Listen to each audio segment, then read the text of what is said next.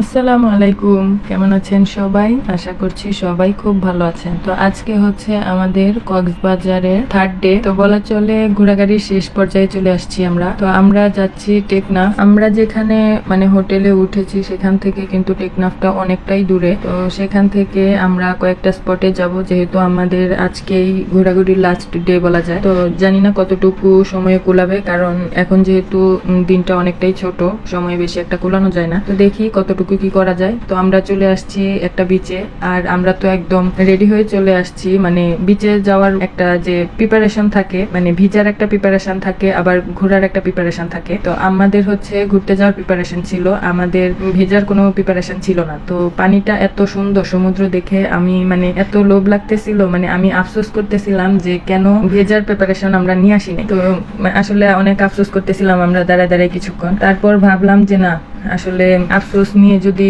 ঢাকা চলে যাই তাহলে তো হবে না, কারণ আবার কবে না কবে আসবো, বেঁচে থাকবো কিনা সেটাও শিওর না। তো আসছি যেহেতু, আফসোস নিয়ে কেন যাও, পাটা তো ভিজাতে পারবো। পা ভিজাইছি বলতে বড় বড় ঢেউ আসে, তো হাঁটু অব্দি সবারই ভিজে গেছে। তো সেটা সমস্যা নেই, আসলে অটোতে যেতে যেতে সবকিছুই শুকায় যায়, তো সেটা সমস্যা হয়নি। তো সবচেয়ে বড় কথা হচ্ছে মানে যে আফসোসটা নিয়ে যাব ভাবছিলাম, সেই আফসোসটা নিয়ে যাইতে হয় নাই। আর এই হচ্ছে সেই ঝালমুড়ি, যেটা আমি খেতে খেতে বলছিলাম আমার ভাইকে যে আমাকে এই সুন্দর ভিউটা দেখে সুন্দর কয়েকটা ছবি তুলে দে। আমি তো আমার মতোই ঝালমুড়ি খাচ্ছিলাম আর ভিউ এনজয় করছিলাম। তো সে যে এরকম একটা বাটপারি করবে আমার সাথে, সেটা তো আর আমি বুঝতে পারিনি। তো যাই হোক, এখন আমরা হচ্ছে চলে যাচ্ছি আরেকটা স্পটে। তো এই স্পটটার নাম আসলে কি সেটা আমার সঠিক মনে নাই, হয়তো সম্ভবত ঝাউবন ছিল। তো এখানে যাওয়ার জন্য প্রথমে পানির উপর দিয়ে এরকম সাঁকো বা এরকম একটা ব্রিজের মতো কি যেন একটা তৈরি করে দেওয়া আছে, এটার উপর দিয়ে যেতে হয়। তো আমরা সবাই এটার উপর দিয়ে যাচ্ছিলাম, তো আশপাশটা একটু ভিডিও করে নিলাম। তো